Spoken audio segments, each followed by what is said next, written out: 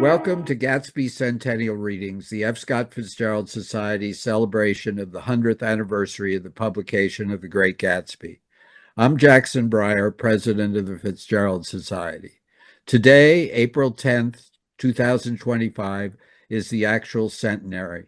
The Great Gatsby was published on April 10th, 1925, and today we conclude our reading of The Great Gatsby with Chapter 9, read by Gish Jen and Alice McDermott. Gish Jen is the author of 5 novels, 2 collections of short stories, and 2 nonfiction books. Her most recent works include the 2020 novel The Resistors and the 2022 short story collection Thank You, Mr. Nixon. Her new novel, Bad Bad Girl, will be published in October 2025. 5 of her stories have been selected for volumes of the Best American Short Stories, and her story Birthmates was selected by John Updike for the Best American Short Stories of the Century. She's been awarded fellowships from the Guggenheim Foundation and the Radcliffe Institute. In 1999, she received a Lannan Literary Award for fiction. In 2003, she received the Mildred and Harold Strauss Living Award from the American Academy of Arts and Letters. In 2009, she was elected a member of the American Academy of Arts and Sciences. In 2011, she received the Massachusetts Book Prize. In 2012, she delivered the Massey Lectures at Harvard. And in the spring of 2025, she will be inducted into the American Academy of Arts and Letters. She has an undergraduate degree from Harvard and an MFA from the University of Iowa's Writers' Workshop, and she has taught at Harvard. Alice McDermott is the author of 9 novels and a book of nonfiction. Her most recent books are her 2024 novel, Absolution, and What About the Baby, her 2021 collection of essays. Her 1998 novel, Charming Billy, won the National Book Award and the American Book Award. Her 2017 novel, The Ninth Hour, won the Prix Femina, étranger, and Absolution won the Mark Twain American Voice in Literature Award. In 1987, she won a Whiting Award. In 2010, she received the F. Scott Fitzgerald Award for Excellence in American Literature. In 2013, she was inducted into the New York Writers Hall of Fame. And in 2024, she was inducted into the American Academy of Arts and Letters. She has taught at the University of California, San Diego, and American University, and has served on the faculty of the Swanee Writers Conference. And from 2002 to 2019, she was the Richard A. Maxey Professor of the Humanities at Johns Hopkins University. Gish Jen and Alice McDermott. After 2 years, I remember the rest of that day and that night and the next day only as an endless drill of police and photographers and newspapermen in and out of Gatsby's front door. A rope stretched across the main gate, and a policeman by it kept out the curious. But little boys soon discovered that they could enter through my yard, and there were always a few of them clustered, open-mouthed, about the pool. Someone with a positive manner, perhaps a detective, used the expression madman as he bent over Wilson's body that afternoon, and the adventitious authority of his voice set the key for the newspaper reports next morning. Most of those reports were a nightmare, grotesque, circumstantial, eager, and untrue. When Michaelis's testimony at the inquest brought to light Wilson's suspicions of his wife, I thought the whole tale would shortly be served up in racy pasquinade. But Catherine, who might have said anything, didn't say a word. She showed a surprising amount of character about it, too. Looked at the coroner with determined eyes under that corrected brow of hers, and swore that her sister had never seen Gatsby, that her sister was completely happy with her husband, that her sister had been into no mischief whatever. She convinced herself of it, and cried into her handkerchief, as if the very suggestion was more than she could endure. So Wilson was reduced to a man deranged by grief, in order that the case might remain in its simplest form, and it rested there. But all this part of it seemed remote and unessential. I found myself on Gatsby's side and alone. From the moment I telephoned news of the catastrophe to West Egg Village, every surmise about him and every practical question was referred to me. At first, I was surprised and confused. Then, as he lay in his house and didn't move or breathe or speak, hour upon hour, it grew upon me that I was responsible because no one else was interested. Interested, I mean, with that intense personal interest to which everyone has some vague right at the end. I called up Daisy half an hour after we found him, called her instinctively and without hesitation. But she and Tom had gone away early that afternoon and taken baggage with them. Left no address? No. Say when they'd be back? No. Any idea where they are? How I could reach them? I don't know. Can't say. I wanted to get somebody for him. I wanted to go into the room where he lay and reassure him. I'll get somebody for you, Gatsby, don't worry. Just trust me, and I'll get somebody for you. Meyer Wolfsheim's name wasn't in the phone book. The butler gave me his office address on Broadway, and I called information. But by the time I had the number, it was long after 5, and no one answered the phone. Will you ring again? I've rung 3 times. It's very important. Sorry, I'm afraid no one's there. I went back to the drawing room and thought for an instant that they were chance visitors, all these official people who suddenly filled it. But though they drew back the sheet and looked at Gatsby with shocked eyes, his protest continued in my brain.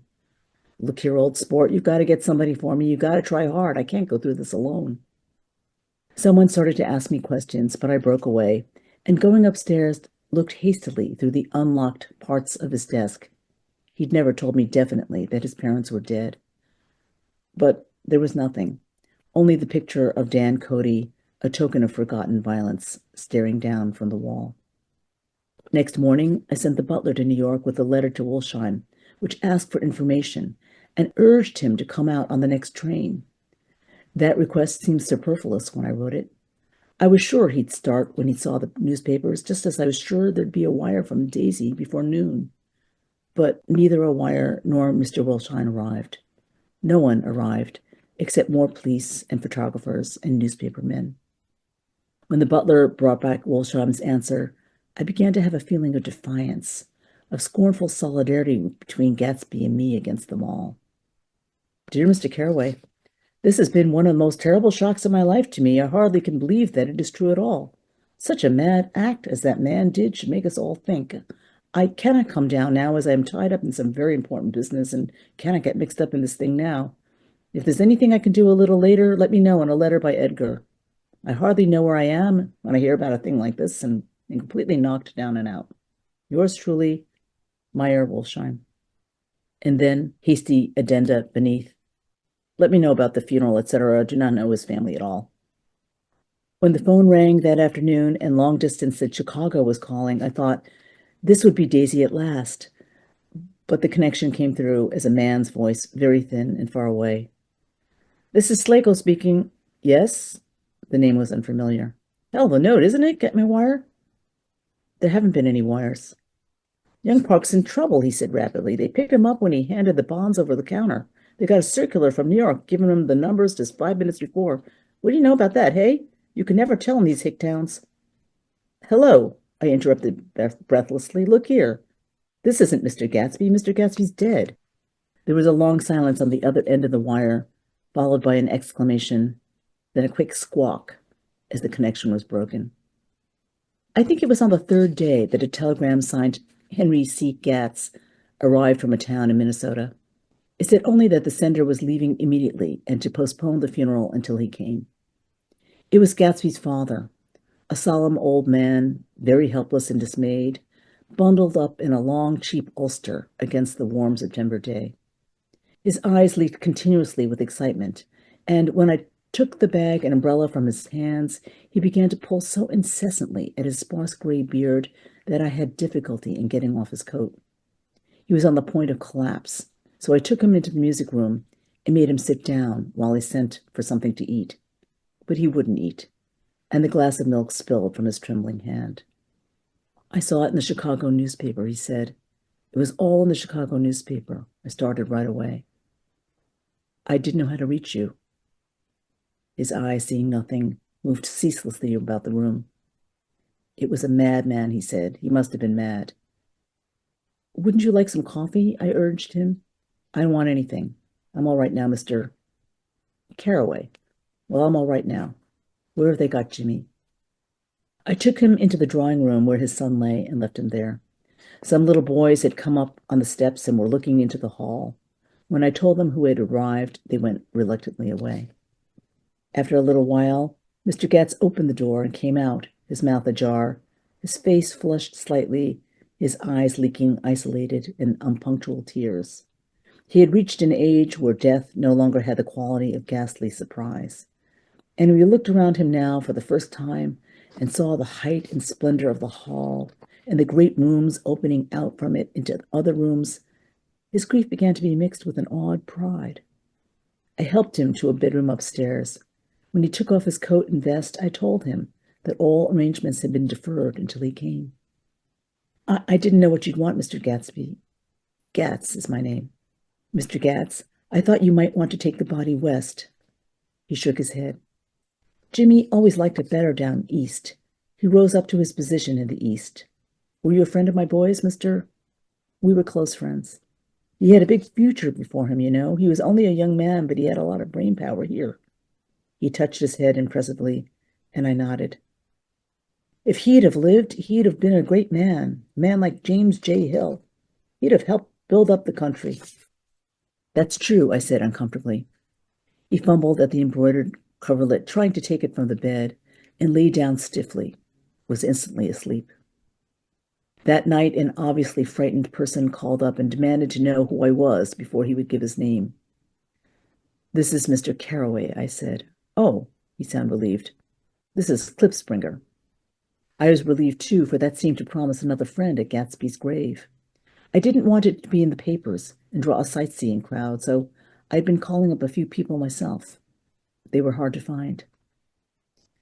The funeral's tomorrow, I said, 3 o'clock, here at the house. I wish you'd tell anybody who'd be interested. Oh, I will, he broke out hastily. Of course, I'm not likely to see anybody, but if I do. His tone made me suspicious. Of course, you'll be there yourself. Well, I'll certainly try. What I called up about is... Wait a minute, I interrupted. How about saying you'll come? Well, the fact is, the truth of the matter is that I'm staying with some people up here in Greenwich, and they rather expect me to be with them tomorrow. In fact, there's a sort of picnic or something. Of course, I'll do my best to get away.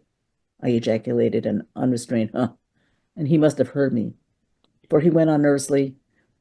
What I called about was a pair of shoes I left there. I wonder if it'd be too much trouble to have the butler send them on. You see, they're tennis shoes, and I'm sort of helpless without them.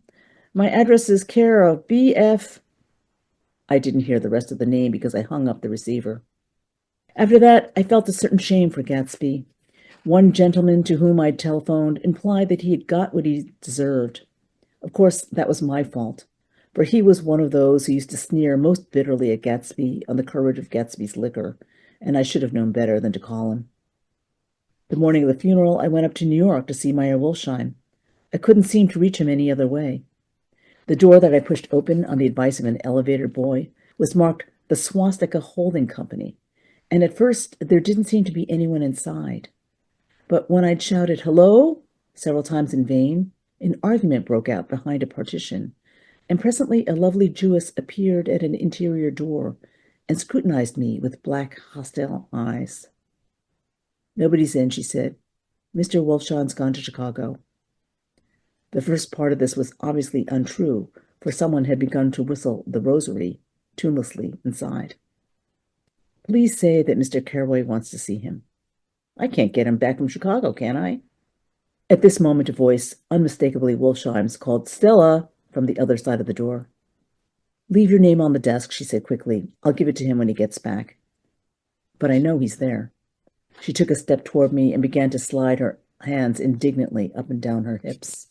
"You young men think you can force your way in here any time," she scolded. "We're getting sick and tired of it. When I say he's in Chicago, he's in Chicago." I mentioned Gatsby. "Oh, She looked at me over again. Will you just... What was your name? She vanished. In a moment, Meyer Wolfsheim stood solemnly in the doorway, holding out both hands. He drew me into his office, remarking in a reverent voice that it was a sad time for all of us, and offered me a cigar. My memory goes back to when I first met him, he said. A young major just out of the army and covered over with medals he got in the war. He was so hard up he had to keep on wearing his uniform because he couldn't buy some regular clothes. First time I saw him was when he came into Weinbrenner's pool room, 43rd Street, and asked for a job. He hadn't eaten anything for a couple of days. Come on, have some lunch with me, I said. He ate more than $4 worth of food in half an hour. Did you start him in business? I inquired. Start him? I made him. Oh. I raised him up out of nothing, right out of the gutter. I saw right away he was a fine-appearing, gentlemanly young man, and when he told me he was at Oxford, I knew I could use him good. I got him to join the American Legion, and he used to stand high there. Right off, he did some work for a client of mine up to Albany. We were so thick like that in everything. He held up 2 bulbous fingers. Always together. I wondered if this partnership had included the World Series transaction in 1919. Now he's dead, I said after a moment. You're his closest friend, so I know you'll want to come to his funeral this afternoon. I'd like to come.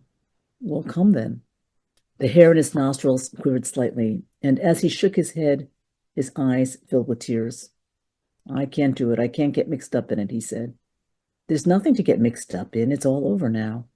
When a man gets killed, I never like to get mixed up in it in any way. I keep out. When I was a young man, it was different. If a friend of mine died, no matter how, I stuck with him to the end. You may think that's sentimental, but I mean it. To the bitter end. I saw that for some reason of his own, he was determined not to come. So I stood up. Are you a college man? He inquired suddenly. For a moment, I thought he was going to suggest a connection, but he only nodded and shook my hand. Let us learn to show our friendship for a man when he is alive and not after he is dead, he suggested. After that, my own rule is to let everything alone. When I left his office, the sky had turned dark, and I got back to West Egg in a drizzle. After changing my clothes, I went next door and found Mr. Gatz walking up and down excitedly in the hall. His pride in his son and in his son's possessions was continually increasing, and now he had something to show me. Jimmy sent me this picture. He took out his wallet with trembling fingers. Look there. It was a photograph of the house, cracked in the corners and dirty with many hands. He pointed out every detail to me eagerly. Look there, and then sought admiration from my eyes. He had shown it so often that I think it was more real to him now than the house itself. Jimmy sent it to me. I think it's a very pretty picture. Shows up well. Very well. Had you seen him lately? He came out to see me 2 years ago and bought me the house I live in now. Of course, we was broke up when he run off from home, but I see now there was a reason for it. He knew he had a big future in front of him, and ever since he made a success, he was very generous with me. He seemed reluctant to put away the picture, held it for another minute lingeringly before my eyes. Then he returned the wallet and pulled from his pocket a ragged old copy of a book called Hopalong Cassidy. Look here. This is a book he had when he was a boy. It just shows you. He opened it at the back cover and turned it around for me to see. On the last flyleaf was printed the word schedule and the date September 12th, 1906. And underneath, rise from bed, 6 a.m., dumbbell exercise and wall scaling, 6:15 to 6:30 a.m., study electricity, etc., 7:15 to 8:15 a.m., work, 8:30 to 4:30 p.m., baseball and sports, 4:30 to 5 p.m., practice elocution, poise, and how to attain it, 5 to 6 p.m., study needed inventions, 7 to 9 p.m., general resolves, no wasting times at Shafter's or, a name, indecipherable, no more smoking or chewing, bath every other day, read 1 improving book or magazine per week, save $5, crossed out, $3 per week, be better to parents. I came across this book by accident, said the old man. It just shows you, don't it? It just shows you. Jimmy was bound to get ahead. He always had some resolves like this or something. Do you notice what he's got about improving his mind? He was always great for that. He told me I ate like a hog once, and I beat him for it. He was reluctant to close the book, reading each item aloud, and then looking eagerly at me. I think he rather expected me to copy down the list for my own use. A little before 3, the Lutheran minister arrived from Flushing, and I began to look involuntarily out the windows for other cars. So did Gatsby's father. And as the time passed and the servants came in and stood waiting in the hall, his eyes began to blink anxiously, and he spoke of the rain in a worried, uncertain way. The minister glanced several times at his watch, so I took him aside and asked him to wait for half an hour. But it wasn't any use. Nobody came. About 5 o'clock, our procession of 3 cars reached the cemetery and stopped in a thick drizzle beside the gate. First, a motor hearse, horribly black and wet. Then Mr. Gatz and the minister and me in the limousine. And a little later, 4 or 5 servants and the postman from West Egg and Gatsby's station wagon, all wet to the skin. As we started through the gate into the cemetery, I heard a car stop and then the sound of someone splashing after us over the soggy ground. I looked around. It was the man with the owl-eyed glasses whom I had found marveling over Gatsby's books in the library one night 3 months before. I'd never seen him since then. I didn't know how he knew about the funeral, or even his name. The rain poured down his thick glasses, and he took them off and wiped them to see the protecting canvas unrolled from Gatsby's grave. I tried to think about Gatsby then for a moment, but he was already too far away, and I could only remember, without resentment, that Daisy hadn't sent a message or a flower. Dimly, I heard someone murmur, "Blessed are the dead that the rain falls on." And then the owl-eyed man said, "Amen to that," in a brave voice. We straggled down quickly through the rain to the cars. Owl Eyes spoke to me by the gate. "I couldn't get to the house," he remarked. "Neither could anybody else." "Go on," he started. "Why, my God, they used to go there by the hundreds." He took off his glasses and wiped them again, outside and in. "The poor son of a bitch," he said. One of my most vivid memories is of coming back west from prep school and later from college at Christmas time. Those who went farther than Chicago would gather in the old dim Union Station at 6 o'clock of a December evening with a few Chicago friends already caught up into their own holiday gaieties to bid them a hasty goodbye. I remember the fur coats of the girls returning from Miss This or That's, and the chatter of frozen breath and the hands waving overhead as we caught sight of old acquaintances, and the matchings of invitations. Are you going to the Ordways, the Hersheys, the Schultzes? And the long green tickets clasped tight in our gloved hands. And last, the murky yellow cars of the Chicago, Milwaukee, and St. Paul Railroad, looking cheerful as Christmas itself on the tracks beside the gate. When we pulled out into the winter night and the real snow, our snow, began to stretch out beside us and twinkle against the windows and the dim lights of small Wisconsin stations moved by, a sharp, wild brace came suddenly into the air.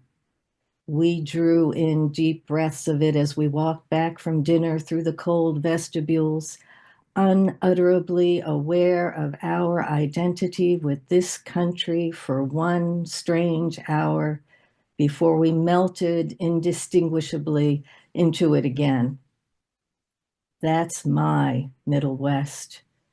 Not the wheat or the prairies or the lost Swede towns, but the thrilling, returning trains of my youth and the street lamps and sleigh bells in the frosty dark and the shadows of holly wreaths thrown by lighted windows on the snow. I am part of that, a little solemn with the feel of those long winters, a little complacent from growing up in the Caraway house in a city where dwellings are still called through decades by a family's name. I see now that this has been a story of the West after all. Tom and Gatsby, Daisy and Jordan and I were all Westerners, and perhaps we possess some deficiency in common, which made us subtly unadaptable to Eastern life.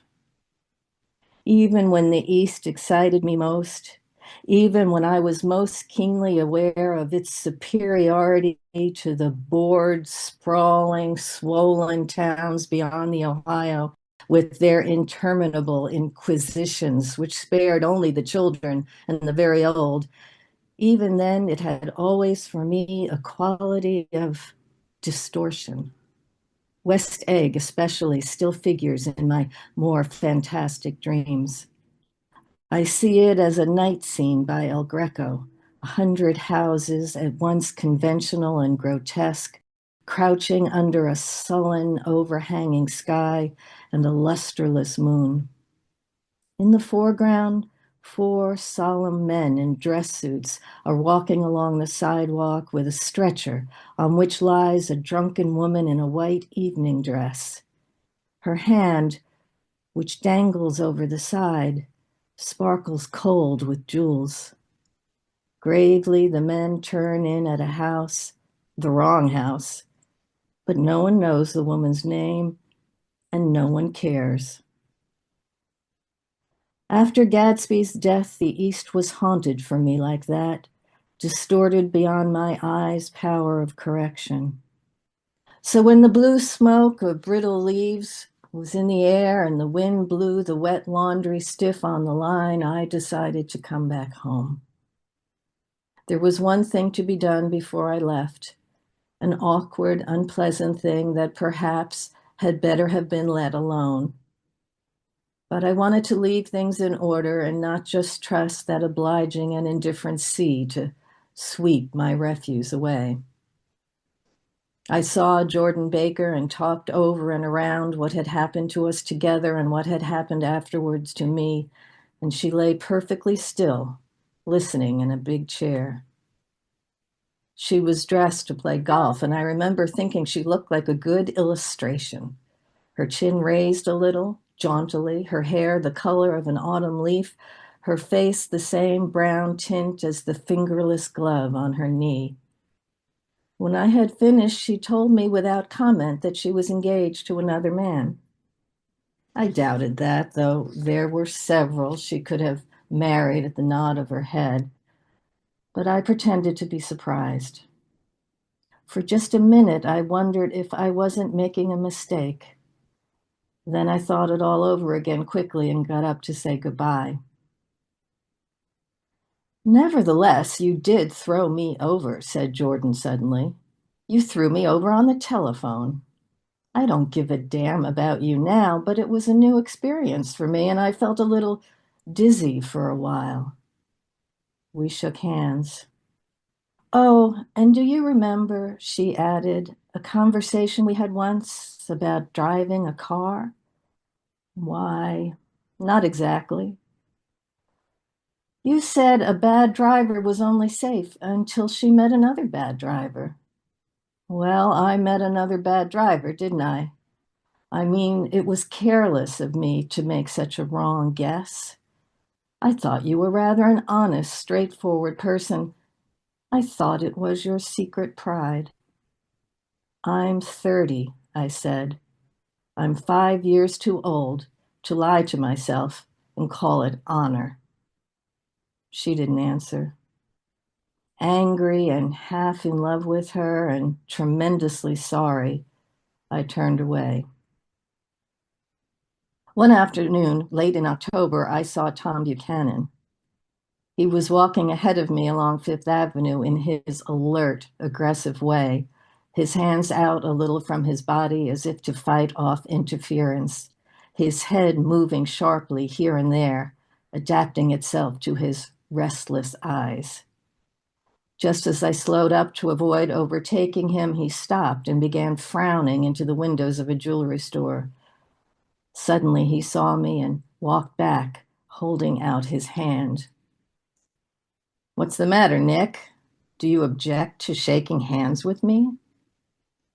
"Yes, you know what I think of you." "You're crazy, Nick," he said quickly. "Crazy as hell. I don't know what's the matter with you." "Tom," I inquired, "what did you say to Wilson that afternoon?" He stared at me without a word, and I knew I had guessed right about those missing hours. I started to turn away, but he took a step after me and grabbed my arm. "I told him the truth," he said. "He came to the door while we were getting ready to leave, and when I sent down word that we weren't in, he tried to force his way upstairs. He was crazy enough to kill me if I hadn't told him who owned the car. His hand was on a revolver in his pocket every minute he was in the house." He broke off defiantly. "What if I did tell him? That fellow had it coming to him. He threw dust into your eyes just like he did in Daisy's, but he was a tough one. He ran over Myrtle like you'd run over a dog and never even stopped his car." There was nothing I could say except the one unutterable fact that it wasn't true. And if you think I didn't have my share of suffering, look here. When I went to give up that flat and saw that damn box of dog biscuits sitting there on the sideboard, I sat down and cried like a baby. By God, it was awful. I couldn't forgive him or like him, but I saw what he had done was, to him, entirely justified. It was all very careless and confused. They were careless people, Tom and Daisy. They smashed up things and creatures and then retreated back into their money or their vast carelessness or whatever it was that kept them together and let other people clean up the mess they had made. I shook hands with him. It seemed silly not to, for I felt suddenly as though I were talking to a child. Then he went into the jewelry store to buy a pearl necklace, or perhaps only a pair of cuff buttons, rid of my provincial squeamishness forever. Gatsby's house was still empty when I left. The grass on his lawn had grown as long as mine. One of the taxi drivers in the village never took a fare past the entrance gate without stopping for a minute and pointing inside. Perhaps it was he who drove Daisy and Gatsby over to East Egg the night of the accident, and perhaps he had made a story about it all his own. I didn't want to hear it, and I avoided him when I got off the train. I spent my Saturday nights in New York because those gleaming, dazzling parties of his were with me so vividly that I could still hear the music and the laughter faint and incessant from his garden and the cars going up and down his drive. One night I did hear a material car there and saw its lights stop at his front steps, but I didn't investigate. Probably it was some final guest who had been away at the ends of the earth and didn't know that the party was over. On the last night, with my trunk packed and my car sold to the grocer, I went over and looked at that huge, incoherent failure of a house once more. On the white steps, an obscene word, scrawled by some boy with a piece of brick, stood out clearly in the moonlight, and I erased it, drawing my shoe raspingly along the stone. Then I wandered down to the beach and sprawled out on the sand. Most of the big shore places were closed now, and there were hardly any lights except the shadowy, moving glow of a ferry boat across the Sound. And as the moon rose higher, the inessential houses began to melt away until gradually I became aware of the old island here that flowered once for Dutch sailors' eyes, a fresh green breast of the New World. Its vanished trees, the trees that had made way for Gatsby's house, had once pandered in whispers to the last and greatest of all human dreams.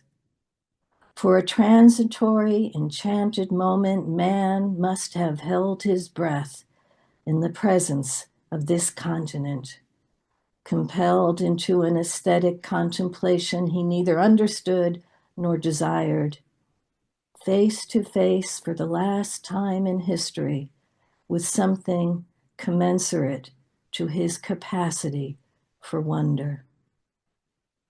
And as I sat there, brooding on the old unknown world, I thought of Gatsby's wonder when he first picked out the green light at the end of Daisy's dock. He had come a long way to this blue lawn, and his dream must have seemed so close that he could hardly fail to grasp it. He did not know that it was already behind him, somewhere back in that vast obscurity beyond the city, where the dark fields of the Republic rolled on under the night. Gatsby believed in the green light, the orgastic future that year by year recedes before us. It eluded us then, but that's no matter. Tomorrow we will run faster, stretch out our arms farther, and one fine morning, so we beat on, boats against the current, borne back ceaselessly into the past.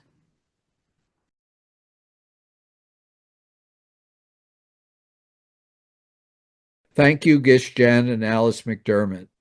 This concludes the Fitzgerald Society's celebration of the Gatsby centenary. As of today, all 9 chapters are available on the Society's website, fscottfitzgeraldsociety.org. Thank you to 11 of America's leading writers who participated, and thank you to our listeners.